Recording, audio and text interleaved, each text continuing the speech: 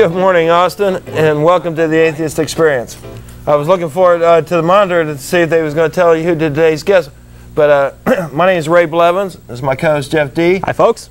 And today's special guest is, and I thought we'd go to the side of the crowd, is the, oh, we don't have a crowd. There they are, yes.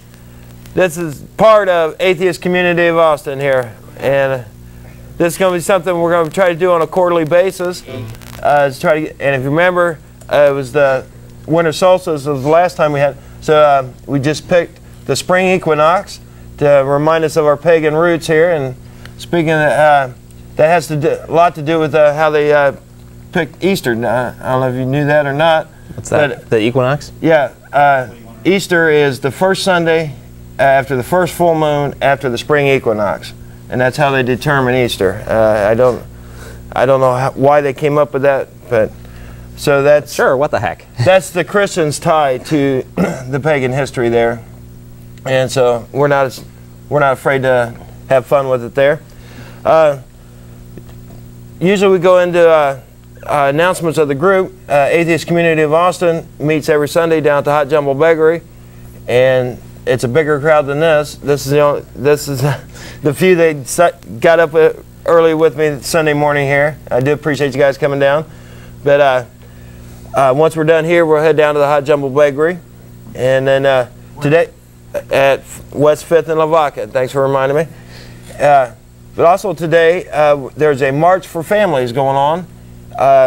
This is, they're trying to legislate gays and lesbians from having adopting children and raising foster kids and everything else, and we definitely feel that is just a side step there for the religious group to get in and start the theocratic right to get their foot in the door and try to legislate morality, which we're definitely, I'm sorry, I was hearing voices off to the side there.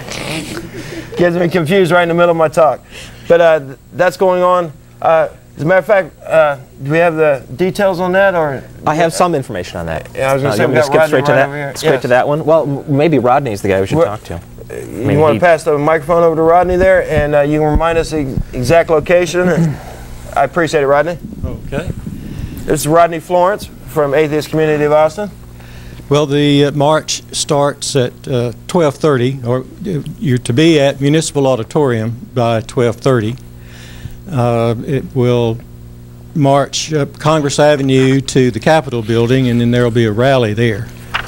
And we hope you can all turn out for this. This religion-based law is, pretty worrisome to a lot of people. All right, Rodney, before you get off the mic there, there was a rumor posted to the mailing list that these bills may have already died in committee. Have you heard anything to confirm that rumor? No, I have not. Okay, it would certainly be great, but the rumor that I read went on to say that even if they had, the march would probably still be happening because it's been scheduled. So that's no reason not to show up, folks, if you're going to show up anyway. Perhaps it was just the knowledge that this march was so well organized and so many people were going to be here protesting. That may have had a lot to do with it. Okay, thank you. Fantastic, and it looks like it's going to be a great day for it. It looks like it's going to be a beautiful day out there.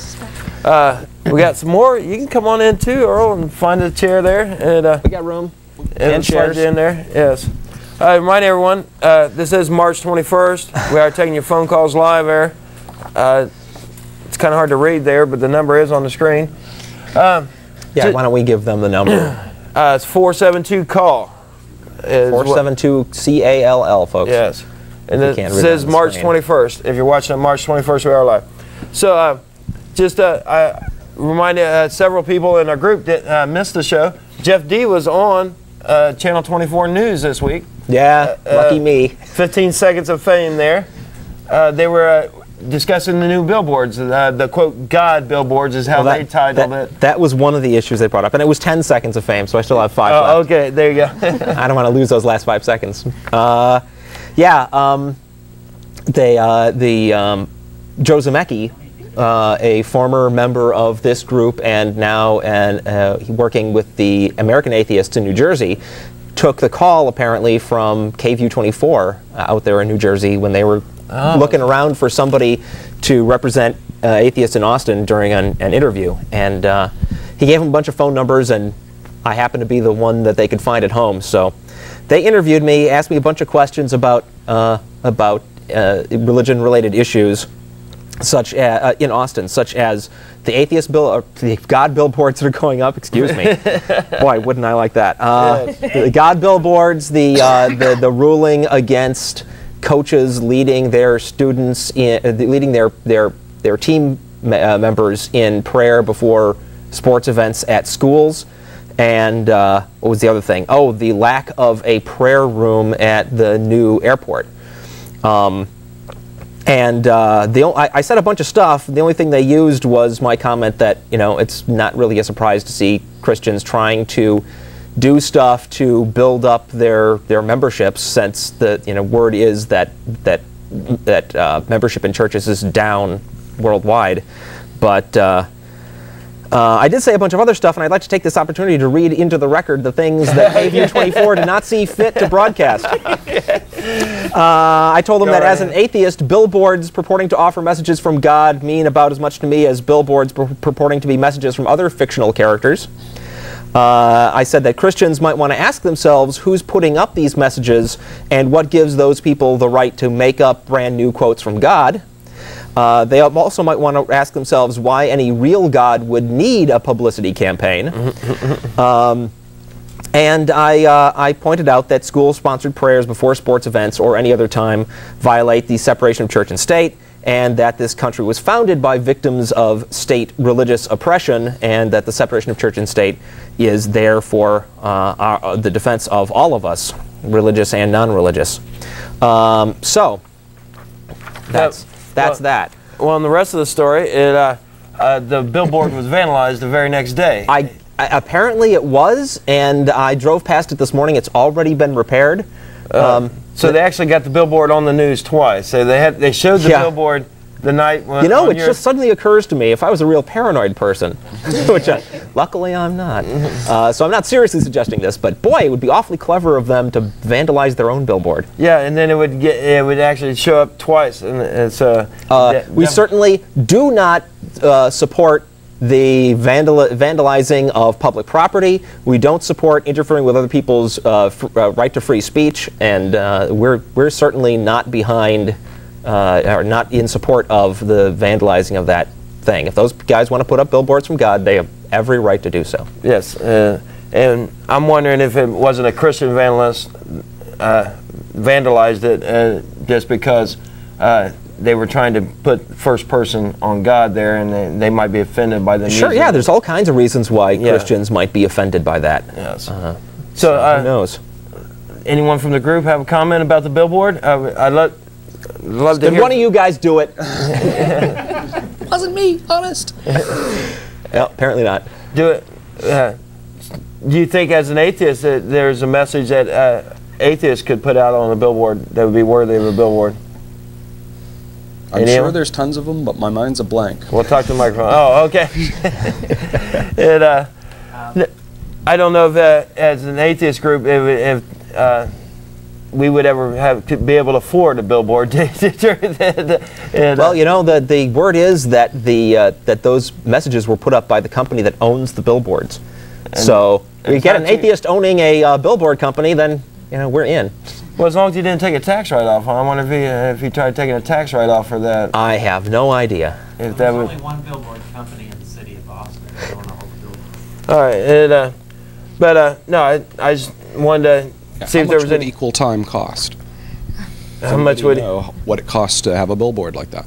I don't know. We'll have to do it, and. Yeah, that's what I'm saying. The gentleman that owned the sign, or the company, I don't know if it's a gentleman or not, or what, the person that owns the company, if they count it as a donation, then they could very easily try to write that off. And I'm just real curious how much that would be. If anybody out there has any information on this, we'd sure like you to call in and let us know. That's 472-CALL. Okay. And actually, it's legible now. Yes, he did a good job. Okay, so you did bring some more news items, and maybe we'll get some interaction here with the group on that. A bunch of stuff. Just cut me off when you want to jump in. Judge or anybody in the group, too. Judge rejects lawsuit against God. A Pennsylvania man's lawsuit naming God as a defendant has been thrown out of a court in Syracuse.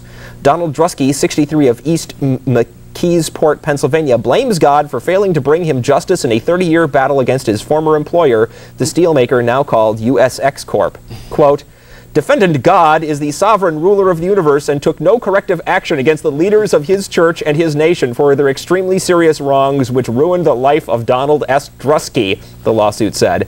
Drusky wanted God to return his youth and grant him the guitar-playing skills of famous guitarists, along with resurrecting his mother and his pet pigeon. If God failed to appear in court, federal rules of civil procedure say he must lose by default, Drusky argued. U.S. District Court Judge Norman Mordew last week found the suit to be frivolous. Yes, Can't argue with that. We have a comment. I think there's a connection here with the praying before sports events, because you see on TV a lot of the time the athletes are giving thanks to God. You know, we prayed hard before the game and we're really grateful to God that we won and so on. And I think there could be a RICO racketeering suit about this. God's going around rigging sports events. Yes. And you really, I think the losers ought to speak up more often. They ought to say, wait a minute, we would have won, but God intervened on their side. I have actual news about that court ruling. Earlier this month, in a 2-1 decision, a panel of the 5th U.S. Circuit Court of Appeals overturned a lower court's ruling that allowed student-led prayers and other solemnizing ceremonies before high school football games. However, the panel affirmed a decision allowing limited prayer at public school graduation ceremonies. And the argument there was that graduation ceremonies are a one-time special thing and therefore it's okay. And I don't quite understand the reasoning there, but that's how it currently stands. Many Texas schools had already discontinued sponsoring prayer before sports events. Others persist, and at this time it is unclear whether they will now intend to begin obeying that law. Cool science news. Human Genome Project surpassed. Celera Genomics Corporation, a company formed last May, plans to decode by 2001 all the 3.5 billion chemical letters of DNA that make up human heredity. Celera intends not only to beat by 4 years the target date originally set by the publicly funded Human Genome Project, which began in 1990, but also to finish the job for 1/10 of the government project's $3 billion price tag. And then they'll own. No, I don't think they will own the human genes. The point is that the technology available to figure this stuff out. They got there first. So they'll have gotten there first. There was a very serious question. Well, they could save the federal government a lot if they would just shut down the. There was a very serious question about that, whether you can copyright parts of the human genome if you discover them. Yeah. And if this is the company I'm thinking of, they've agreed not to. That the legal issues aren't clear about whether they in fact could patent your genes and mine. But if it's the company I'm thinking of, they've said we won't. We're going to put them in a public database that will be available to everyone. Yeah. What I think is cool about that is just that the technology is accelerating so quickly that in fact, the biggest news before this was that the Human Genome Project itself was projecting that they were going to come in ahead of time and under budget because of advances in computer technology. Right. And now this other company's come along and saying, you know, we're going to do it a whole lot faster and a whole lot cheaper. Okay. There's this issue of the absence of any prayer room in the plans for the new airport. I have no clue why this is an issue, except that the Austin American-Statesman wrote a big article about it.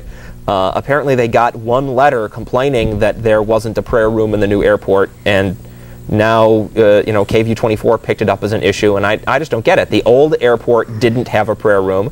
Airports are not required to have prayer rooms, and if the people planning the new airport thought it wasn't necessary, what's the big deal? I think way too late now. I think God has difficulty hearing people over the jets, so they need soundproofing. Special communication room there. I don't think the airlines want people particularly to think they have to pray before they get on an airplane either. Why'd you get in the crowd there again? we're getting comments from our floor manager off camera here, and that was that. I read the letter to the editor, and I was real surprised, like I say, that they waited this long. The building's already done. There's no way they can get any way changed. Right. And then if they concede to one, quote, religious room, then what's going to stop them from having a synagogue, all the different temples, everybody's going to want their own little special room. And well, there's that myopia in effect that Christians think that Christianity is the only religion that has any rights. Yes. So, who knows? But boy, it just seems like a big deal's being made out of absolutely nothing here. Okay, Texas Religious Freedom Restoration Act update. I got this information over our mailing list from Howard Thompson. On Monday, the Texas Senate passed its Religious Freedom Restoration Act bill, SB 138, by a vote of 30-0. The bill was amended to weaken its impact on prison operations and city zoning activities. The bill's remaining language broadly exempts many religious activities from government regulation and lets religionists assert their beliefs in business and personal activities. That's just the Senate that has passed that bill. The House hasn't voted on it yet. Also on Monday, the House State Affairs Committee held public testimony on HB 601, which is the House version of the Religious Freedom Restoration Act. The committee addressed the serious issues of the bill's broad, vague language and U.S. Supreme Court rulings on religious rights. You really, folks, need to be aware of what's going on with this. They want to pass legislation to give anybody who claims that they're doing something for religious reasons special powers to ignore laws. Adoption Rights March. Oh, we talked about that. Well, speaking of upcoming events, I forgot to mention, usually the first Sunday of every month we do our lecture series. In April, we'll be doing hosting the National Convention for the Atheist Alliance, the Free Thought Roundup, and we're definitely looking forward to that. And just remind everyone, we won't be having a lecture in April. We'll be doing this at the Omni, and there's going to be a whole weekend, not just one lecture series. Right, it's a big deal. Yes. We're very proud. Yes. You might want to give people the voicemail number if they have questions about when and where that's going to be. 371-2911. Boy, that is a hard font to read, isn't it? There's nothing there right now, right? No, That makes it even harder. It's awfully hard. It's invisible. There it is. There it is. Yeah, you're right. Okay, you're absolutely right. It was there earlier in black. Somebody else saw it, didn't they? No, you're not imagining things. I looked up and that's what I saw. Oh, that's funny.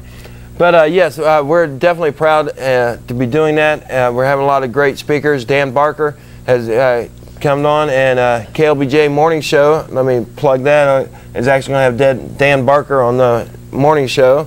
Dan Barker is an ex-Christian musician. And preacher. Right. Who is now an atheist, and that music that we opened the show with was his. Yeah, thanks for reminding me, yes. He has an excellent book called Losing Faith. Losing Faith in Faith, which I've read excerpts from on the internet, and it's really quite amazing and inspiring. Yes. So, we do have a caller. You want to go ahead? You want to try, folks? There we go. And, good morning, Bob. Hi, how are you guys? Fantastic. I've got a question for you. Sure. I've been listening to you talk about this new chapel, the lack of a chapel out at the new airport, and I was wondering, how do you distinguish that from, say, providing utility service or fire service to local churches? Do you think we ought to cancel that as well because it's a part of the public sphere?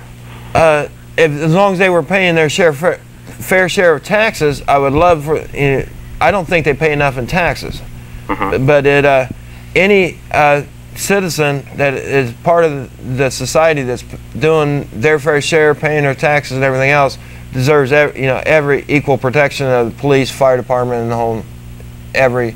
But I don't understand the connection there between the prayer room there in the airport and the public utilities. And I would add, there's no doubt that fire happens and damages stuff, and that we need to take steps to deal with that. And there's no doubt that crime takes place, and we need to have security and so forth. but there's no evidence whatsoever that prayer does a darn thing other than make the people doing it happy. And, you know, those people can go ahead and do what they want to do to make themselves happy without the airport putting in a special room for them to do it in. Right. Well, I'm an atheist myself, but I see this as sort of a non-issue. I mean, take international travelers who are Muslims, for example. Right. I mean, they have to, according to their religion, pray 5 times a day. If we don't provide a little space for them to do it, they're going to do it right out in the middle of the snack area or something. And I think that's more an intrusion on my right. So you support the prayer room so that we can just cordon off all those goofy religious activities? Well, that's why we're an interesting point of view. I have to That, think about that one. Well, thanks for your comments. all right, and thanks for calling. All We right. require them not to pray in public then, if they have a private room to do it. I don't think any of us is for that. And, anyone else in the group have a comment on the prayer room? And just to introduce everyone again, this is Atheist Community of Austin. Some of them. Some, a small proportion there that's brave enough to get up and show their face on TV. Can you guys hear me out there? Just barely, Arlo. Let me turn it up there. How about now? There you go. This is Arlo, our sound Now, guy. I think I have the right to make a comment about the prayer room. I know a little bit Sure. about this because my father is Muslim. I've been acquainted with him quite recently, but we've traveled around, and I understand it's very time consuming for their prayer, and they always have to go find a spot to do it in. But even so, he's able to do it.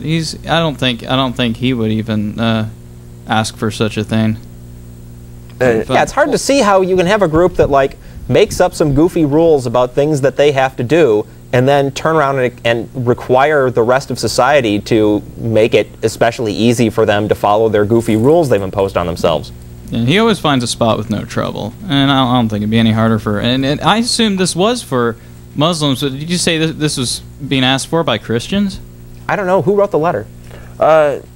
She never really went into. If I remember, I was a woman, and but I don't remember any indication of what religion. The Statesman article mentioned the special problems of Muslims, but I think the idea was that it was supposed to be like, you know, maybe non-denominational. I'm sure you get Christians out there arguing that it should be just for them. Because I was about to say, you know, Or if Muslims. Muslims can get by, certainly Christians can. Good point. Yes, I appreciate that. I read some interesting news this week here, and I thought it was. I haven't had a chance to get on the internet and download the actual files to do this, but the SETI project is actually spreading out the work involved in search. Have they started doing that? I heard them. Yes, like, and last you year can talking actually about it. you can actually get on, download the information, and what the deal is, you'll get on the internet and you'll download chunks of their data that they have brought down through the radio telescope. They're now getting so much data they can't process all the data. Right. So they share it out. So they're actually going to share people on the internet. Right, and they'll give That's you the really program, cool. then they'll actually analyze it, and they'll actually analyze this right there on your computer, and on your downtime when you're not using your computer, would have to be on, of Right, course. your screensaver does it, I believe it is. Yeah, it's in the background, and well, anytime you're not running the computer, you know, but it's on.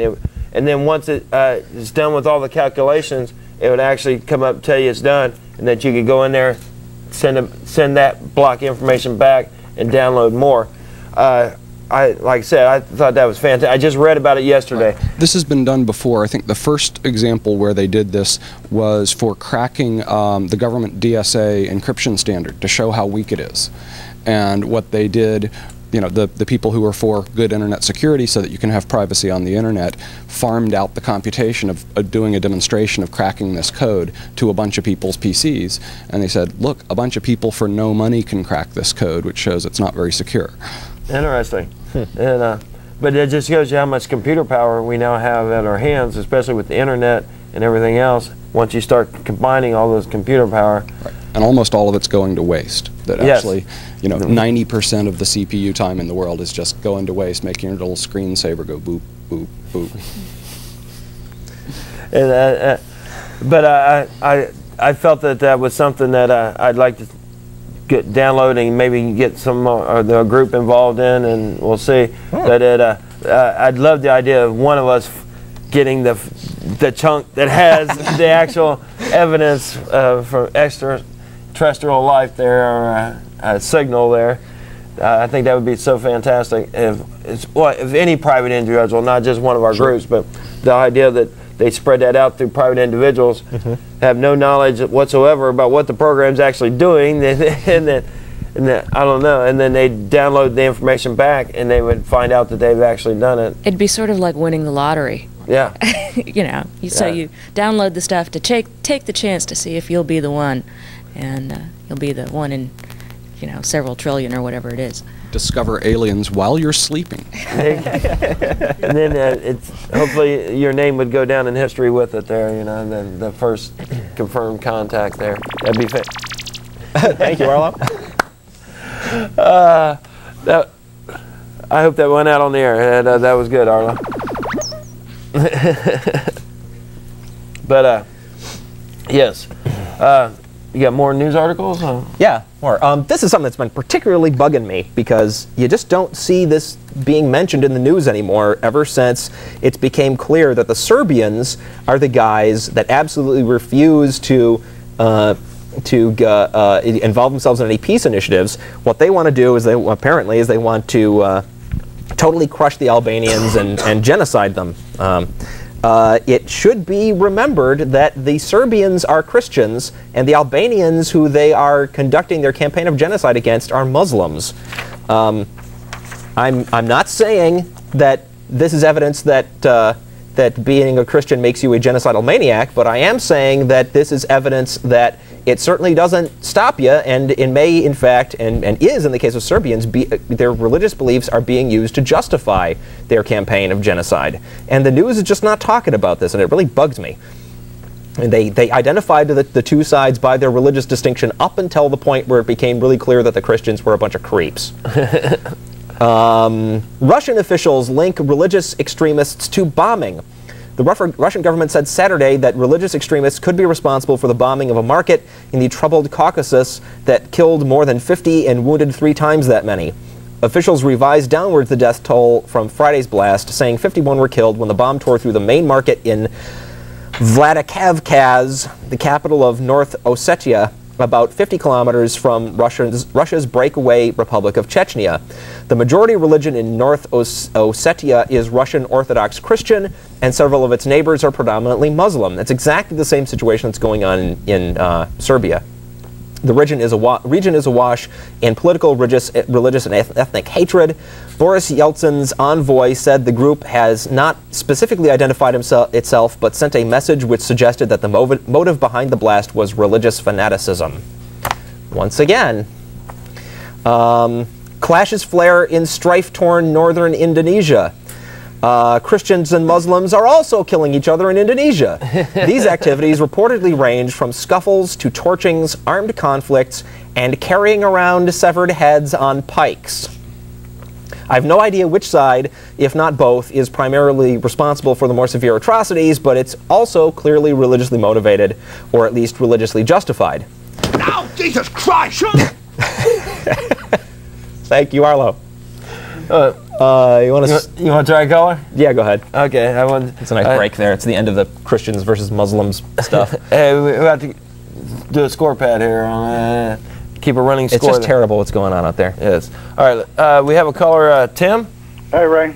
Hey, good morning, Tim. Been a while. Yes. I can't believe that y'all are labeling Milosevic as a Christian with the 1,000-year-old battle that's going on. I'm not saying that any individual Serbian is a Christian. What I'm saying is that the Serbian culture is predominantly Christian.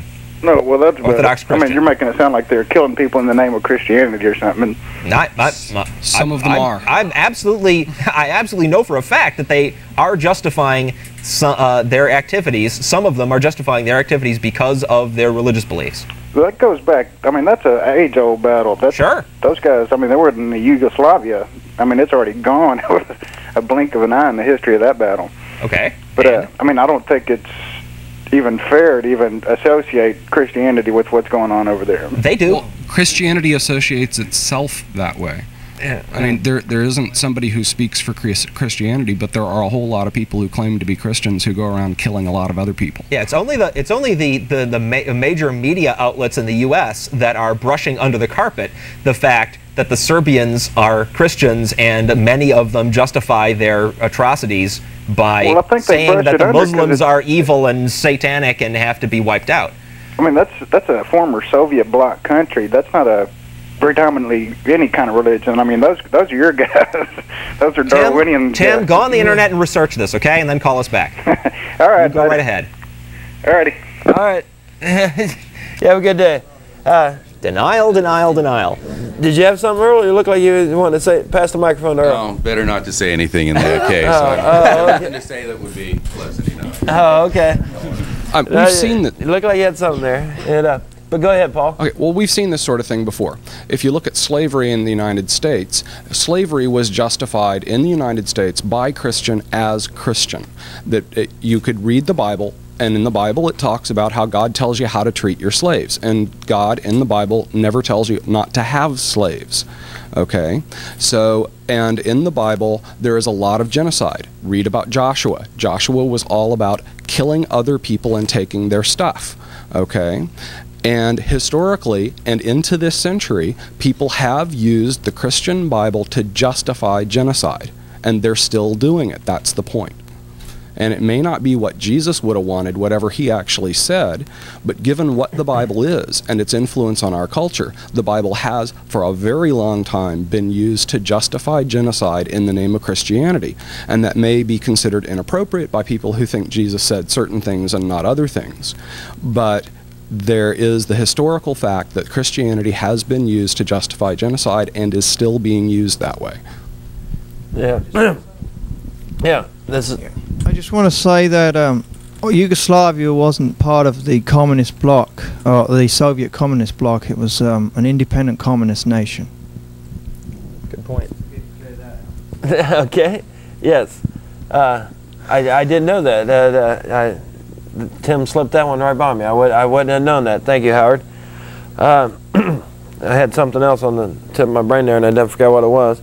But yeah, we constantly remind everyone on this show that 99% of the armed conflicts going on right now in the world are religious based. You know, one religion saying the other ones that they're divinely inspired and they have every right to go out and kill these other people. Yeah, and this is not to pick on the Christians, because I mean the Muslims are fighting right back, and I'm sure there are cases where the Muslims initiated it, and I'm sure that the Muslims justify their behavior just as much by appealing to their religious beliefs as the Christians do to believe. Actually, they don't.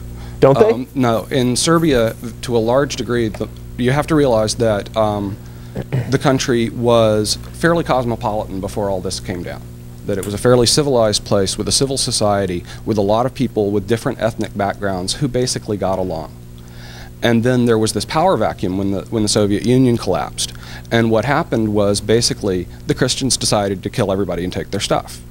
And that's not to say that there weren't atrocities both ways, but the Muslims have in general been trying to preserve a civil society with religious freedom. And the Christians have been saying, no, we want to be in charge and we want to say who gets what. Yeah, the Muslims have certainly shown themselves, or the Albanians have certainly shown themselves to be willing to, like, participate in peace talks. You know, contrast that with the Serbians. There are definitely other places in the world, and maybe other places not very far from there, where you have a lot of dangerous Muslim fundamentalist fanatics. But as I understand it, in Serbia, that's not the case. That the Muslims have typically been the civilized people who are trying to say, hey, let's keep it the way it was, where we all got along, and then having to react against people who are coming in with tanks and guns and taking their neighborhoods and things. Right.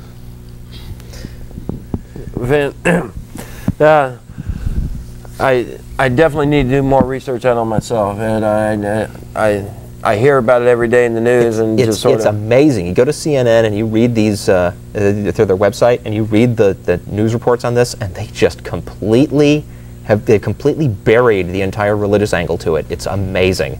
Well, I have a comment. Sure.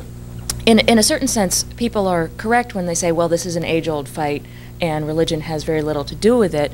In a certain sense, the religions are kind of painted on top of pre-existing ethnic distinctions, both in the Slavic areas and in Indonesia.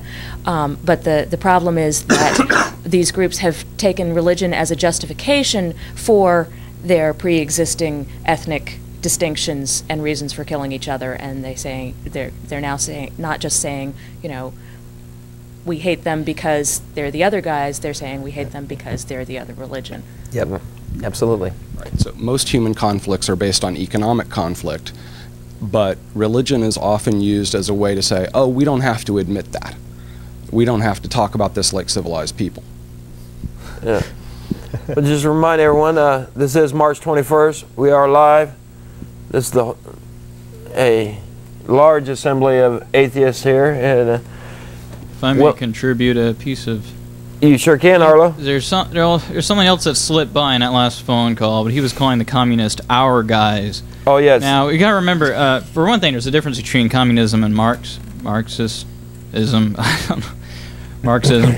But now, maybe to be a Marxist, you're required to be an atheist. But to be an atheist, you are not required to be a Marxist. Yeah. Atheism does not tell you how to design your government, other than to strongly suggest that you shouldn't have any religion involved in it. Right, and I'd say... What's gone wrong with the world? I can't even take a bath without 6 or 7 communists jumping in with me. They're in my shirt cupboard, and Brezhnev and Kosygin are in the kitchen now, eating my wife's jam.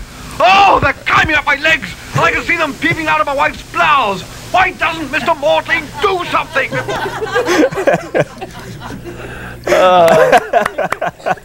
That's good, Arlo. Thank you. Oh, boy. Yes. We are. I do see the lights lighting up here, so we do have callers. Okay. Just remind everyone this is March 21st. If you're watching this, we will take your phone call live on the air. You want to go with it? I can do more news, or if you want to take a call, we can take a call. Let's go. Julia? Yeah, hi. Good morning. Julia. Good morning. I was really appreciate that you have a show like this on TV. So I'm from Germany and have a lot of problems with the so-called Christianity, especially here in Texas. And what I figured out is really what I saw the people I met here. They are very nice in front of you, and you turn around and they stick right a knife in your back. And these were all these guys that are, lying to me, cheating, are really talking bad about you. And then on Sunday they were all running to church and, were praying for the sins, and then, they can go on the next week. And yeah, I really like what you're talking on the show. I really appreciate that. So how long you been in Texas? Okay, I'm already since 2 years here, and it's really worrying me to see how crazy the people are about going to church or being in the church and having problems to accept that someone who's not going there is not a bad person, But why should I be in a room with people that are worse than I would ever imagine that they could be? So my own part, I'll agree 100% with you there. And you're in Austin, which is like the really liberal part of Texas. Yeah, there's worse parts. That's why I like your shows, because I'm here in the United States since 2 years. I'm trying to watch TV news. You get no information at all. You really have to look up everything over the internet. They don't give you any information. And since I'm here in Austin, I watch all these local programs. Jesus, and it's so great, you're talking about really everything. You're not, hiding, or I don't know if you get trouble for programs like that, but I really appreciate that. I mean, it's really fun watching it in the morning and having breakfast. Well, thank you. And we meet every Sunday once we leave here at the Hot Jumbo Bakery. You're more welcome to come down and meet us in person. Oh, perfect. That's nice. Okay, thanks a lot. Oh, you have a great week. Okay, you do. Bye, guys. Bye. Thanks for calling, Julia. Why don't you give the address for that? Yeah, that's at Hot Jumbo Bakery down on West 5th and Lavaca. It's free and open to the public. And then we'll go, unless someone had a comment about Texas Christians, I guess. Yeah. Well, go ahead and go with about Germany.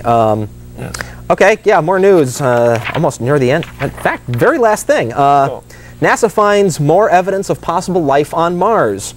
The scientists who first reported finding evidence of Martian life in a meteorite from Antarctica now say they found additional evidence in 2 other Martian meteors, one from Egypt and one from India. The presentation at Houston's JSC for the Lunar and Planetary Science Conference on Thursday was a cautious one, since more research is required and a mission to get soil samples is planned in the next decade. Scientists theorize that the existence of large amounts of surface water would enhance the prospects that bacteria once developed on Mars. Yes. And that would be evolution evidence for those of you wondering what that has to do with atheism. Oh. It looks like we're getting a word here that Joe Zamecki. All right. Yeah, let's see. Joe? Good morning. Hi, Good Joe. morning, Joe. I understand we have a whole bunch of atheists there today. We have a few, yes. We'll get the camera. There you go. And no, a bunch of them just ran out. I don't know why. Uh-oh. We'll say, although you can't see the camera, but say hi to Joe, everyone. Hi, Joe. Hey, Joe. Hello. There you go. Okay. Well, Misty didn't say there was a topic or anything, so I had one little thing I just wanted to talk about real quick. Sure. There's some cool happenings in San Francisco right now that are riling up the Catholic Church. I put this out on the list earlier. Catholic Church wants a ban on the Sisters of Perpetual Indulgence Easter Anniversary Party. Roman Catholic groups say that they are insulted by a Camp Street Theater group that wants to hold a festival over the Easter weekend. Should attitudes about religion govern who has access to public facilities? They're wild, outrageous, and funny. They're camp, and the Roman Catholic officials consider them obscene, even blasphemous. Angry Catholics in San Francisco, encouraged by church leaders and laity groups, are demanding that the Board of Supervisors withdraw a permit to allow a group of street performers and gay drag queens who dress in nuns' habits and other religious garb to hold a festival on Castro Street on April 4. At a hearing earlier this month, the supervisors unanimously voted to overturn an early decision made by the Municipal Traffic Department to deny a street closure request for the Sisters of Perpetual Indulgence because of parking and traffic concerns. But last Friday, the Roman Catholic Archdiocese newspaper came out with an editorial denouncing the sisters and comparing the anniversary party to neo-Nazis celebrating on the Jewish holiday Passover. The April 4 weekend happens to be Easter, a major Christian holy day, which commemorates the alleged resurrection of Jesus Christ, of course. Maurice Healy, a spokesman of the San Francisco Roman Catholic Archdiocese, denounced the decision to close a public street and permit activities by a group that mocks the Catholic Church. He added the supervisor's vote to overturn the earlier ban shows extraordinary insensitivity to people of all faiths. This group has garnered a reputation for outrageous behavior by mocking religious life, ridicule of Catholic institutions, and profane reverences to sacred liturgies. In addition to wild street theatrics, the sisters also conduct social outreach programs for the poor, homeless, and sick. Their website, www.thesisters.org, includes a history of the organization and discussion of its penchant for social protest as well. During a protest of the 3 Mile Island incident in March of 1980, for instance, the sisters performed their Rosary in Time of Nuclear Peril. They later staged a disco benefit on behalf of gay Cuban refugees and have distributed safe-sex information throughout the area. A member of the order, Sister Boom Boom, ran under the None of the Above, N-U-N, of the Above ticket in the one supervisor's election in San Francisco. The group also was on hand when Pope John Paul II visited the area in 1987 and conducted a full-on exorcism in Union Square. Their protest of the papal visit was specifically cited by Catholic authorities in Friday's newspaper editorial, and they basically slammed them. What it basically is a group of gay men and women who put on dresses and lots of makeup, i.e. and look kind of like cats. I saw pictures of them on their website, and it looks kind of like the cast of Cats. And they don't look like nuns at all, but it's really interesting because they take a lot of time and effort and they put into this makeup, and it's very extravagant. And they go into the street and they have these parades, pride marches, and they've been doing benefits to help out AIDS victims and AIDS research, and they have been donating a lot of money to that and several other causes to help out the community. But the Catholics are up in arms because of the way they do it. They kind of make fun of the Catholic Church, and in my opinion, they need that once in a while. But yes. Now the Catholic Church is trying to censor them and prevent them from having this on Easter. They're going to shut down Castro Street. And for any of you who know about San Francisco's Castro Street, that's gay territory. It's not Catholic territory. You know, but this is on their website, and you can see pictures of them and get opinions from them on their personal pages. And I looked at it, and it's just amazing. They put so much work into it. And I say, hey, party on. You know, I'd love to go visit that. Yes. I think Paul had a comment. I think there's just a stunning amount of doublethink in our culture that the Catholic Church can come out and say something like that, given that the Catholic Church is very largely based on intolerance, given that Christianity is very largely based on intolerance, that it says in the Bible that people like us are going to go to hell. Well, now, I find that kind of offensive. So I think if you're going to limit someone's speech based on tolerance, issues, then you shouldn't allow people to stand up in public and say that a large fraction of Americans are going to hell. That's very rude. Okay. Good point. And so to say God's on our side and that gays, for example, will burn in hell if they do their thing is about as intolerant as it gets. And the idea that the Catholic Church can wrap itself in a cloak of religious tolerance of all things, of all people wrapping themselves in a cloak of religious tolerance, this is completely insane. Yeah. And, furthermore, insensitivity and making fun of people is just not against the law. It's just not. So, it's goofy. Anything else there, Joe? Well, I just want to say that I looked at their website, and I would encourage everyone else to thesisters.org, and just that they're doing a real good job in the community helping people out, and they should be rewarded for that. I went to their individual pages and looked at their opinions, and they had kind of a bio page on each one of them. And one of the questions was, what is your religion, if any? And I kind of checked all of them, and most of them were not very clear. One of them, in fact, the president, I believe, the president of the organization, called herself a humanist. And one of them was an ex-Catholic. And one was a Lutheran, and one was a pagan, and one was a Wiccan, and various things like that. And what that tells me is that they're very tolerant of religion and religious aspects, because they even have real Catholics doing this. And, looking at the pictures, you can tell, obviously this is going to shock a lot of people, but they do it in good taste.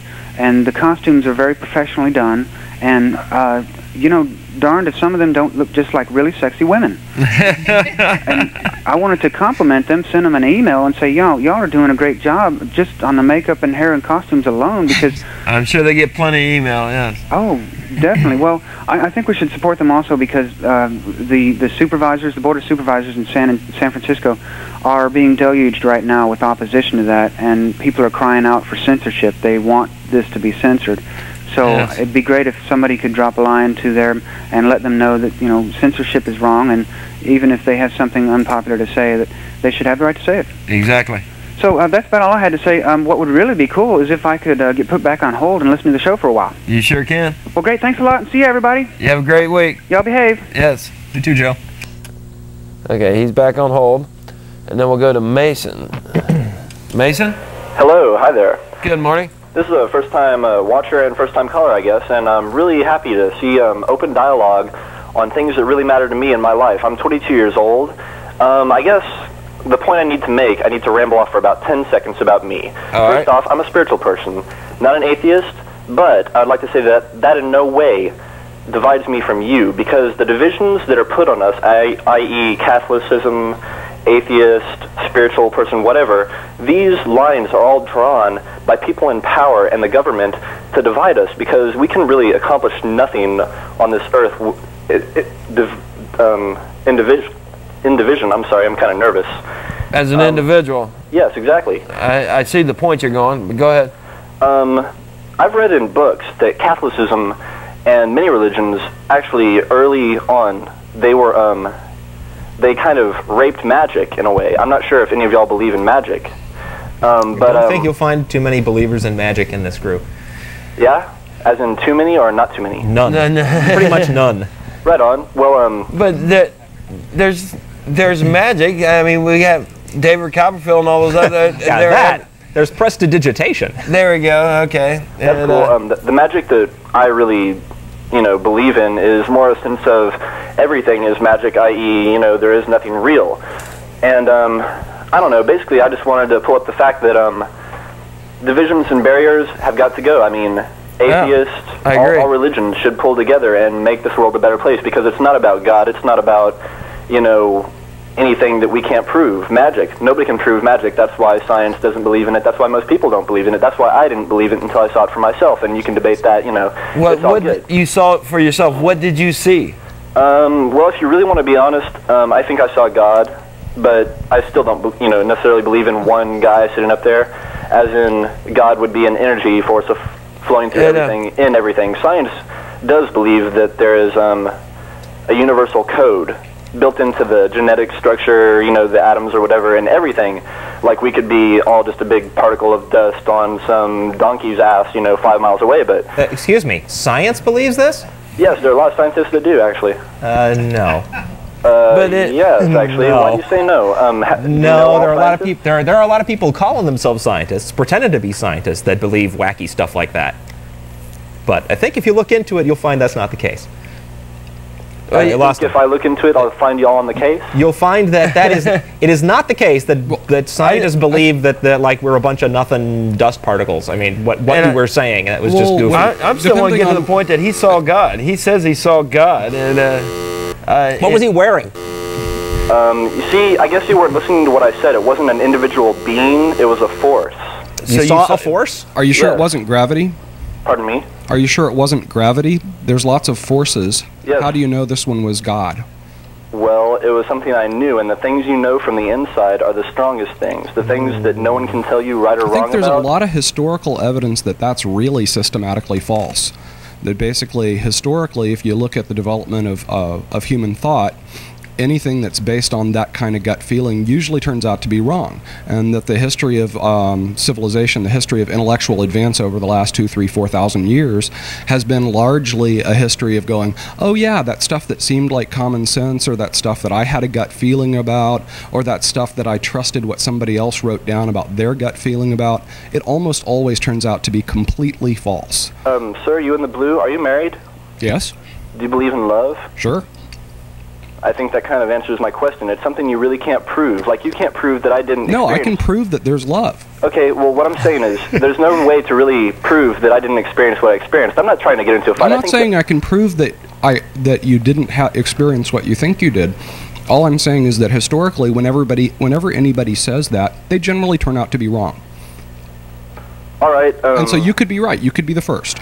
Well, the problem is just that I've met a whole lot of people that have experienced the same thing I have, and it's something that we really don't BS around about, you know. It's something that you can tell instantly whether or not somebody's lying and saying that to, you know, pretend they had an experience to relate to mine or not. Because look, there's lots of reasons to think that humans are evolved to be able to discriminate a lot of things, to be able to tell a lot of the time when somebody's lying.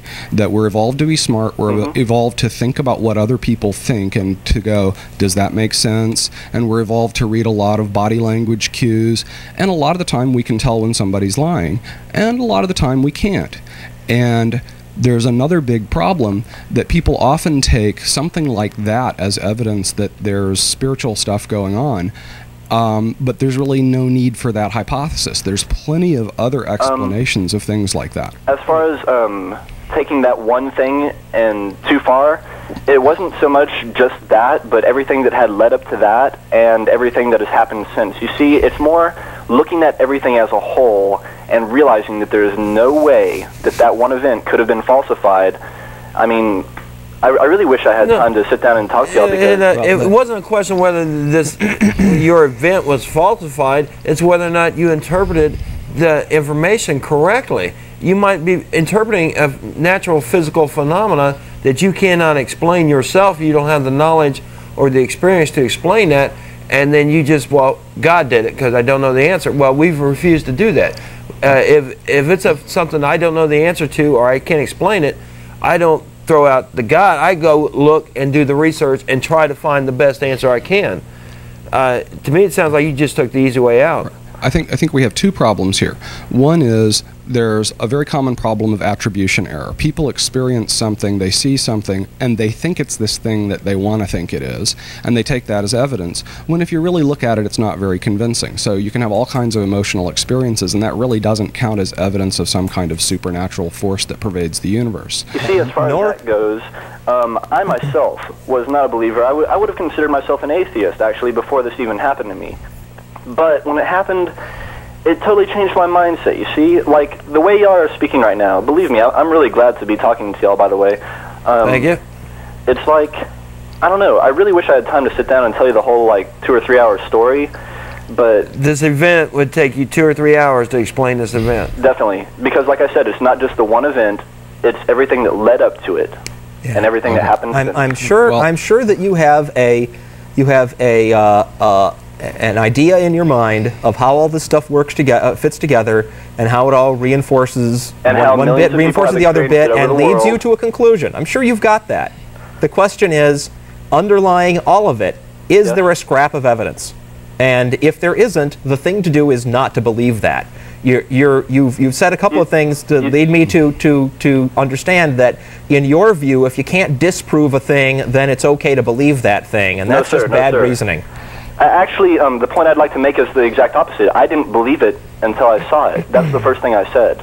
Okay. And that's the one thing. And you saw a force, and you don't know what force it is that you're talking about, but you've labeled it. I wish I had time to discuss all these things, but okay. I'd sort of like to say something about forces.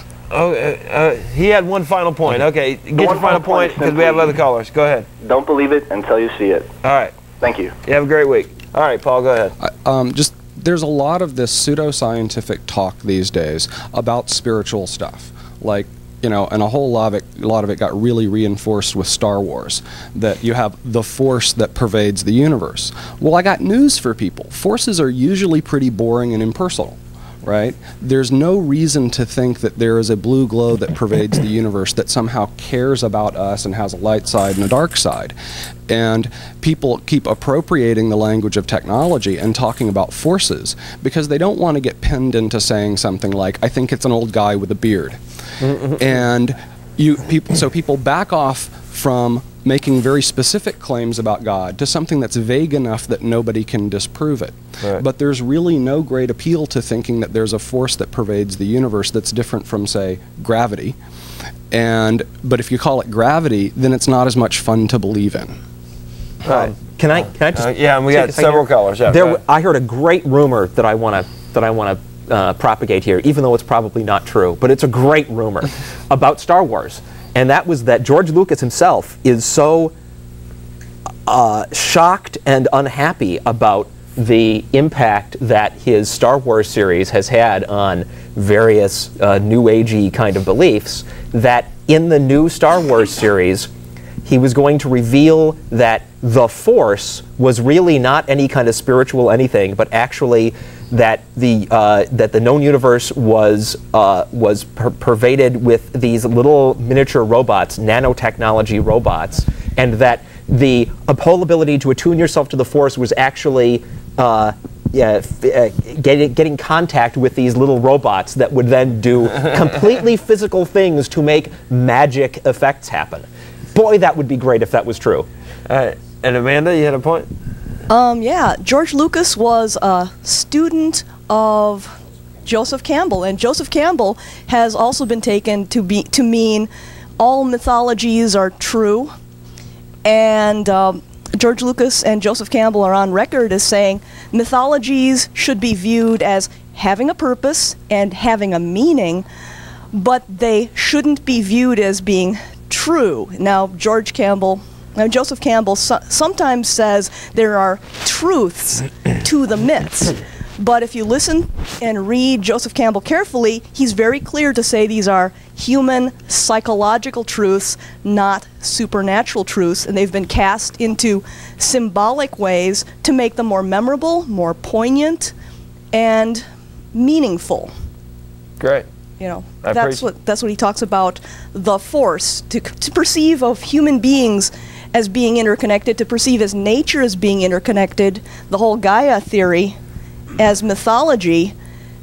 Many people believe this as a philosophical thing, and I feel I'm very spiritual too, as the person who called earlier, but I don't consider my spirit to be a supernatural thing. I consider it to be a psychological thing that I share with all other sentient, thinking human beings.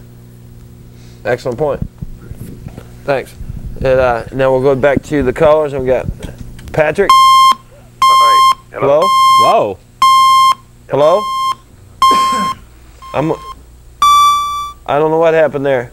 Thanks, guys. They released it. Thanks, Arlo. Let's go to Carl. Hi. Good morning. Hi. I'm enjoying the show. Thank you. I'm going to be quick about this. I'm not going to take up your time like some other previous callers. Thank you. I just wanted to comment. I didn't read the article, but I think that in this the issue before last in the Austin Chronicle, there was the issue of Catholic healthcare organizations taking over public healthcare institutions. In specific, they're talking about Seton taking over Brackenridge, and that seems to be an increasing trend in the country as public municipalities are thinking of reasons why they should privatize and handing over their institutions, not to just private corporations, but religious-oriented organizations. And how do you see the negative effect of that, and what are organizations like you doing to combat that trend? That's an excellent question. Unfortunately, our group is doing very little other than informing each other in the group what's going on. I did read a little bit about that, and that is scary. Any time, basically, the city would end up paying for them to run our hospitals for us, and so we'd be giving money to a religious group, tax money to a religious group, and I don't like that at all. We'll start seeing less they won't do any abortions. Yeah, well, just family planning services in general are something that Seton is very resistant to provide. I don't know what the exact specific state of that issue is. Last time I heard about it, what I heard was that they were going to go ahead and provide those services, but they'd like hidden away the office somewhere where it was hard to find. Actually, the situation in Austin and Travis County is that there is a separate provider organization that the government is contracting with to provide the reproductive services, so that in a separate building and everything. Yeah, so that the Seton organization doesn't have to provide it, and basically they've contracted with.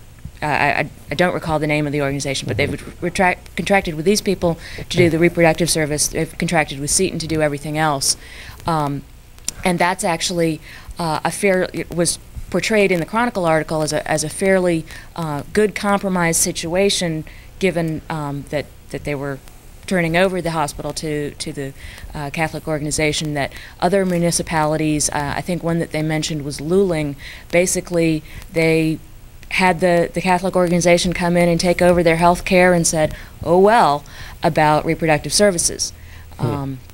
So, we're Atheist Community of Austin as an organization is much too small to be doing things like, providing an organization to provide those services or anything, but we do try to educate our members, educate anybody that we can talk to about what is going on, encourage them to support organizations that are doing that, and make sure that our voices are heard to our government to support that. Yeah.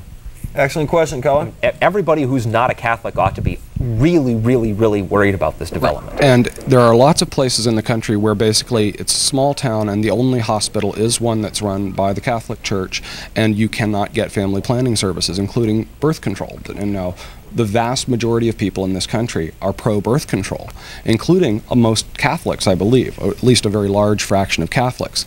But they will have these policies, and basically if it is the Catholic Church's HMO organization that is providing health care in this town, you don't get that stuff. So this is a rather scary kind of development that is actually fairly common around the country now. Yeah, and it's not just that. Seton sends out little pamphlets to their customers. I don't know if any of the rest of you have gotten these, but there's like, this nun writing the introduction talking all about, Christian spirituality from the Catholic perspective. As if, like, oh, obviously everybody that would possibly use our services is going to agree with this stuff. Well, atheists never get sick, right? Yeah. Anything else, Carl? Yeah, I had another comment. Sure. Some time ago, I worked at a drug rehab facility, which I won't mention the name. But, they practiced the 12-step program, and part of their philosophy is how do they say it? Giving up yourself to a higher power. And supposedly this 12-step program is supposed to be secular, and which is total nonsense. Or another word is non-denominational. Right, it's supposed to be. Right, non-denominational. Those two words aren't synonymous. That's if everybody out there believes in a superior being, it's just, as long as we don't say who it is, it's that works for everybody. No. So I was wondering if there are alternative AA programs that who do have the name of it. Yeah, there are. Anybody here have information Rational on that? Recovery. There's a couple of them. One is called Rational Recovery. Another, the initials are SOS, something like Secular Organization for Sobriety. That's right. So they are out there. I have seen ads for one or the other of these organizations, like in the Chronicle. Yes. I don't know if there's anybody in the group that has more specific information. But again, that's something we could probably research for you if you call the voicemail. That's probably something there ought to be information about on our webpage, but I don't know if there is. I think okay. Thanks, Carl. All right, thanks. You have a great week.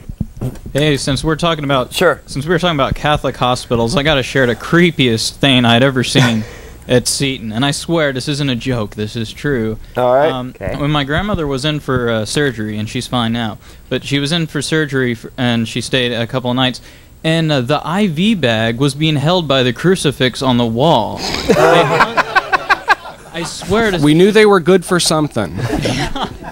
That's funny. The creepiest thing. She had to wake up to that. Yes. It was hung around the neck. That's how they got it up there. This is not confidence inspiring, right? You go into a hospital, and what have they got on the wall? A dead guy on a stick. Yeah. It's not supposed to be confidence inspiring. It's supposed to be terrifying and make you come over and join their religion. All right, let's go on down to Mark. Hi. Good morning. I'm sorry, can you hear me? Yes. Okay, I can barely hear you. Oh, sorry. I've been enjoying your show for several months now. Thank you. And I share a lot of the views that you guys express, especially with regard to, have a certain amount of contempt for people that try to impose their beliefs on others, and especially when it comes to, being involved in municipal objectives, I guess is the word. Excuse me, I gotta catch my breath here. But I'm beginning to, and also this, I have a real contempt for this sense of superiority and elitism that, our God is the right God, and anybody who doesn't believe that just has no right to be here. And I'm beginning to sense a little sense of that intolerance in your program for people that express religious beliefs, and terms like, right-thinking people, terms that I've heard used in Christian dogma, being expressed on your show in terms of right-thinking people. I'm wondering, do any of you have any friends, or would you have friends that have religious beliefs? Yeah, I have several good friends that have religious beliefs and tolerate my atheist beliefs, so I tolerate their religious beliefs. Okay, great. Anybody else in the group? That's a good question for the group here. Howard says he has plenty of Christian friends or believer friends. How would you? Doesn't matter. They're not all Christians, or most of them are Christian, but there's a few Muslims too. Oh, yeah. We don't go out of our way to accost people on the street and say, tell me what you believe and then defend it. But if somebody calls into the show and makes some kind of wacky claim, then we're going to ask them to support it. And if they can't, we're going to point out the fact that they can't support it. And if you want to call that elitism, there's not a whole lot we can do about that. Well, that's not the particular instance I was suggesting. What was it you're concerned with? A couple of times, really, and no offense, Jeff, but it's really been since you've been on the show. And I don't mean to attack you personally. It's what? I don't mean to attack you personally. Okay. Because I really do. I'm so happy that you guys have this show. Thank you. It's such a nice alternative to the other, all the other religious programming that just makes me sick. these people, slamming their God down your throat and asking for some money. This is just such a nice change, and I do watch your show every Sunday. This is the first time I've called. And I just kind of wanted to point that out because that started to bother me a little bit. But well, I totally support it'd be nice if we had specific examples. That's what we're. Well, I heard terms like the right-thinking atheist. Who said that? Rational thought and things like that. Which well, do you not think that there is such a thing as rationalism? Oh, absolutely. You think there is such a thing as rationalism? Do you think that's a good thing? Or do you think that's just one of many different ways to think about stuff? Well, that's a great question too. I certainly try to think in rational terms myself, but there have been some very intelligent people who've helped our society a great deal, who were also highly religious people. Absolutely. So not to imply that they're somehow crippled by their belief. Albert Einstein, for example, was very religious. False. Albert Einstein was not a good example. Was not a Christian. No, he was not a Christian. Not even Jewish in the traditional sense. Well, that depends what you mean by the not even traditional a sense. theist in the traditional sense. Einstein believed in Spinoza's conception of God, which is basically not recognizable as God to most people in this culture. That idea of God is pretty darn close to a blue glow that pervades the universe, only maybe not even that. That basically it's more of an attitude about things rather than a belief about things. Well, I'm not familiar with the name you mentioned, Spinoza. There are quotes from Einstein specifically refuting the claim that he believed in a personal God. He called that a lie. But that's not the quote that you hear most often. You most often hear him just throwing the word God around, and people leap to conclusions about what he meant by that. He didn't mean anything like what most people mean by God when he used the word God. Who knows what most people mean when they say God? Well, you can ask them. We have another point here. Go ahead, Amanda. Yeah, that's one of the biggest problems with talking about whether or not there is a God. There's no consensus between major religions what or whom God is. Jeff referred to the personal God. That doesn't mean the God who's looking after you specifically. That's the personal God is God who's a person. Okay, and that's something that Einstein did not believe. Einstein did think there was a force. No, that's not correct. I'm sorry. Well, that's not quite correct. And even that, yeah, that's a very, very loose interpretation. And the word believe, no, he didn't believe. He said and thought that if there were evidence to the contrary, he would switch over.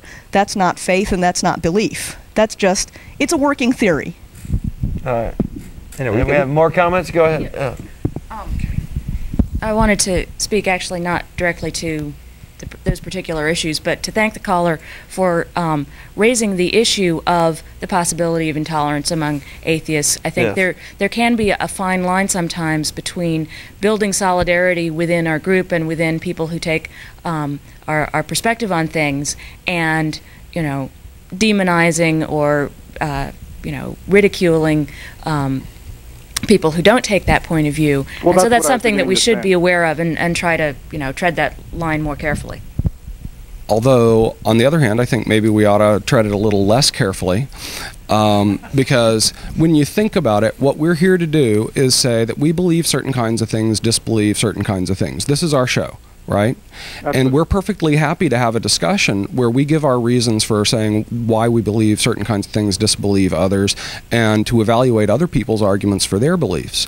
But whenever people claim to have a belief, they're implicitly, unless they're total relativists, they're implicitly disagreeing with other people. So when a Christian minister stands up in the pulpit and says that people like me are going to burn in hell forever, he's making a fairly strong claim. And it is not intolerant to go, I don't think so for these reasons. Well, that's why I support the show, because I totally am in line with that line of thinking. Okay. But I was just talking about that. And again, it was just a small sense of beginning to suspense this, superiority kind of thing, which sort of, it just kind of rubs me the wrong way in the same way that organized religion does. Right. Well, I appreciate you bringing it to our attention, but if I could just get back to the rationalism point for just a second.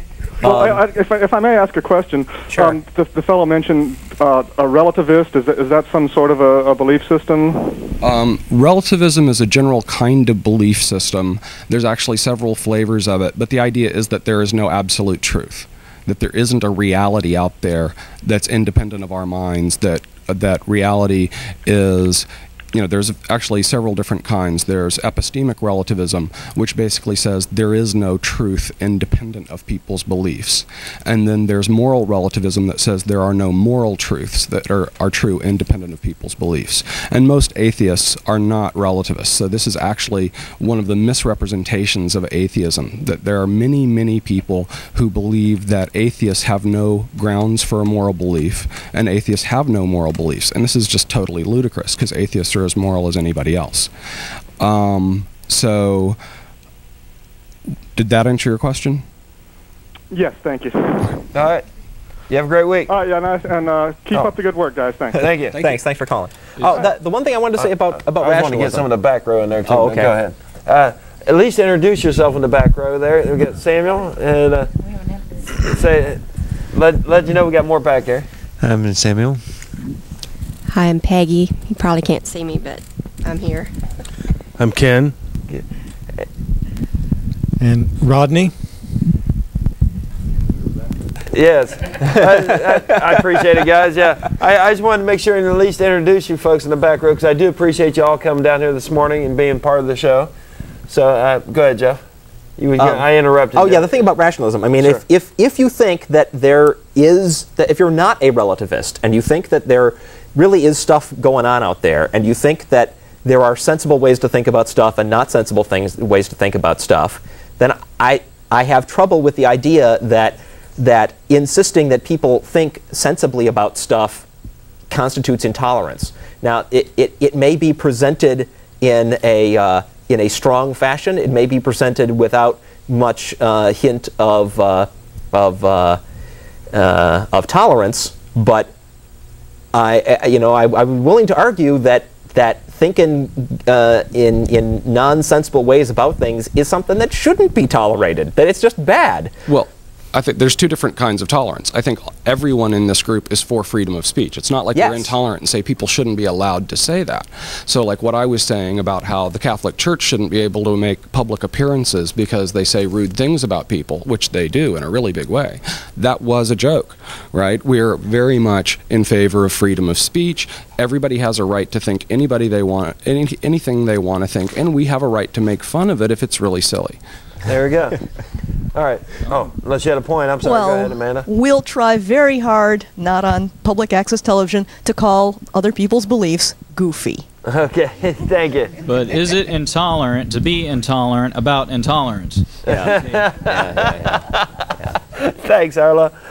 All right. We would never throw anybody in prison, for example, for believing differently than us, which Christians have been known to do. Let's see who this is. Good morning. All right, good morning.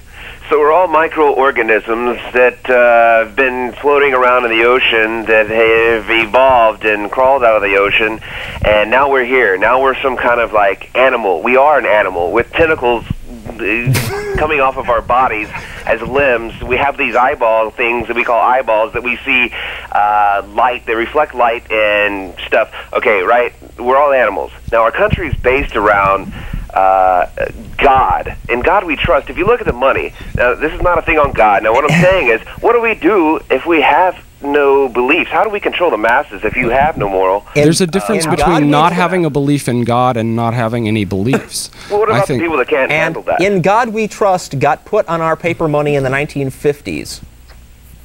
Okay? So that's a fact. Basically it came along with McCarthyism. Yeah, it was an anti-communist statement when everybody was all het up about that.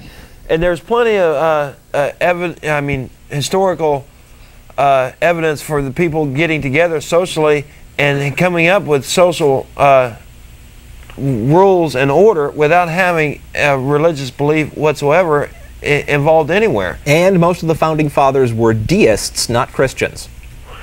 So how do you control the masses today? If people don't think that they're going to go to hell, if they don't think the masses? Why do you want to control the masses? Why don't you want to instead to give masses some people freedom? can't handle it like you guys can handle it. You can't. They're not as intellectual. Because like I said when I started, we're all animals.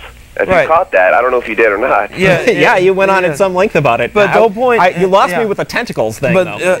But the whole point is true. Look at your fingers. But the whole point is, what do you think your fingers are? Tentacles don't have bones. Do they or do they not? We can set laws and everything else against the violent behavior. We have no need in our society for murder, rape, and the violent behavior that and we do as society. We take care of those people. We put them away. We lock them up. And in Texas, we kill them.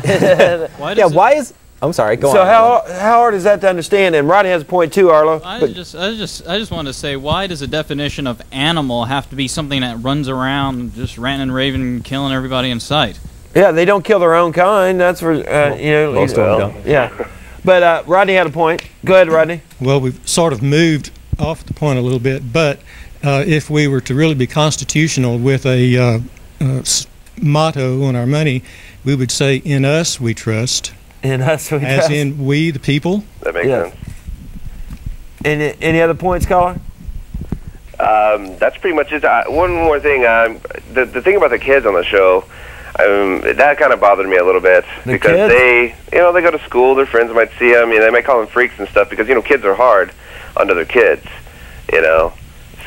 So the better way to react would be to hide those children away so that their beliefs are hidden and their friends don't know what they actually believe, and they stay in the closet all their lives. And we actually have the parents of the kids right here. Do you have a comment to the caller? Yeah. This is the parents of one of the two girls here, and we want our daughter to be able to stand up for what she believes in as an individual and a person, and be able to rationally and systematically back up what she believes. And I don't think by hiding her that would solve any kind of a problem. Well, I know I was picked on for certain beliefs when I was a kid, so that's what I'm relating to. Did you also have to hide your beliefs from your parents? Well, let them believe what they want to believe. I was raised a different way, and I've chosen to believe pretty much, whatever I want to believe, which is whatever you want to call it, force, attitude, non-believing, just kind of like, hey, I'm here observing more or less. But the thing with the kids is the other kids don't understand. They may think they're devil worshippers or freaks or whatever, and they may be alienated in school, and that's something you don't want. You want to be accepted when you're in school. If I was raising kids in, say, Marfa, some small town that wasn't as liberal as Austin, I'd be quite worried about that. My impression is that in Austin, it's not such a big problem. Well, you're still in Texas, man, and there's still people that come to Austin from all over the place. There could be a problem, and that is a legitimate worry. We do appreciate your call. Well, thank you for expressing that you understand me. Thank you, and carry on. Have a great week. Thanks for calling. All right, let's go to Mary. Good morning. Good morning. Lovely discussion. The dialogue is great. It's open on all ends, and that's what's important right now. Exactly. But something that needs to be said, and I may be closing off the dialogue with religious people as far as I'm concerned, but it has to be said that religion is a totalitarian thought structure. They want you to march lockstep. You have to look like them to be acceptable to them. You have to act the way that's acceptable to them. That's a totalitarian thought structure. Right, and they don't want you to. They don't want you to question. Yeah, they don't want you to question the authority. You're supposed to take what they say as rule and go with it. Yeah, God is presented as some kind of a monarch. I thought we did away with monarchs when we founded this country. I didn't think there was kings in America. Exactly. I'm serious. But what's so scary to me is because I've been a Texan all my life. I've lived with these Christian backstabbers all my life. And Austin, my friends, is not that far from Jasper, okay?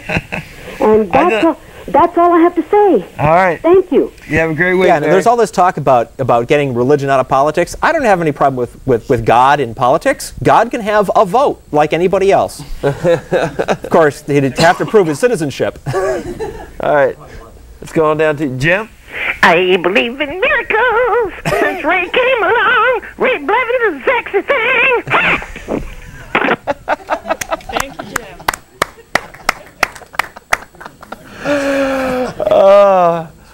Boy, she sounded so sexy too, man. It made my day. Yes. I'd love to see the hair and makeup on it. Yeah. Or maybe that was one of the sisters. Yes, there you go. That we have no more callers there yet. I think it's Joe still on the line there. But it's been yes. Remind everyone we're heading down to the Hot Jumbo Bakery once we leave here, and it's free and open to the public. And after that, those of us that are going to be participating in the March for Families, protesting bills in the before the Texas legislature that would outlaw gay and bisexual couples adopting children, we're going to be leaving from the bagel shop after the regular meeting. After our general meeting, we call it 5th and what? 5th and Lavaca, is that, and he's saying 12:30 at Municipal Auditorium. 12:30 at the Municipal Auditorium is where when the they're heading starts. to next. And and we're getting messages here that there's Arthur on line 1. What? Wait. Good morning. Something's happening. Good morning. Arthur? I just wanted to, I don't know if there's time or what, but I wanted to pose a question. Okay. First of all, I'd like to say I've been raised Catholic and don't follow it anymore and have spent many years questioning religion, faith, and consider myself more and more tolerant. In fact, I'm really fine with what you're doing here this morning, and but when I've questioned my own faith or belief in a supreme being, I've come around to one thing that always kind of stops me, and that is the beginning and the end of time, the explanation or my inability to explain that. And I was kind of curious what your group would have to say about that. If that's something that's if you can't explain that, or can you? And I'd like to hear what you have to say. And that's it. And we don't. First off, let me say I'm sure there's not a group consensus on that particular answer. My own personal belief is time is infinite. There is no beginning. There is no end. Mass can never be created or destroyed. It was here. It will always be here, and we're just at a different form and everything else. But Paul had a point that he was getting ready to make. I think the consensus among philosophers is that basically, on the one hand, there is no answer to that question, and on the other hand, there can be no answer to that question. And maybe on yet another hand, it's a very funny kind of question, because normal explanation of things is always explaining something in terms of something else. But when you get to an ultimate question like, why is the universe here? Within the universe, we may be able to explain why some particular thing is here because something prior to it caused it. But then we have this much bigger question of why is there something rather than nothing at all? And philosophers are almost universal in agreeing that bringing God into it doesn't help, because you'd have to explain God in just the same way. Why is there God rather than no God at all? And when people try to run a religious argument, this is called the cosmological argument for the existence of God, that basically you have to have some kind of first cause, prime mover, whatever. They're usually doing some kind of a shift in the argument where you're going from normal explanation of things within time that are caused to a very, very different question of why is there time, right? And there doesn't seem to be a way to give the kind of answer you want from that. And this is actually one of the interesting things about 20th century physics, that one of the things that physicists are looking at is trying to understand why that seems like a good question, even though it's a completely anomalous question. It's not like any other question that anybody ever asks, because you're trying to explain something in terms of nothing. And to back off from that, one of the questions is, why should you think there is an answer as to why there is something rather than nothing? And it's clear that one of the reasons people think this is that living in time and watching normal causality, you don't generally get something from nothing. Sorry to cut you off there, Paul. We're down to 40 some odd seconds there. Caller, I'm going to have to say goodbye. Did you hear that? You there? He's gone. Sorry about that. The other callers that are on the line, our voicemail is 371-2911. If you have any questions that you'd like, that you feel need answered or whatever, you can call that number. This show's been brought to you by Atheist Community of Austin. That's our P.O. box and our voicemail and everything's right there. We also have a webpage, www.atheist-community.org. We love you, Austin. Over here to say goodbye to Atheist Community of Austin. Wave.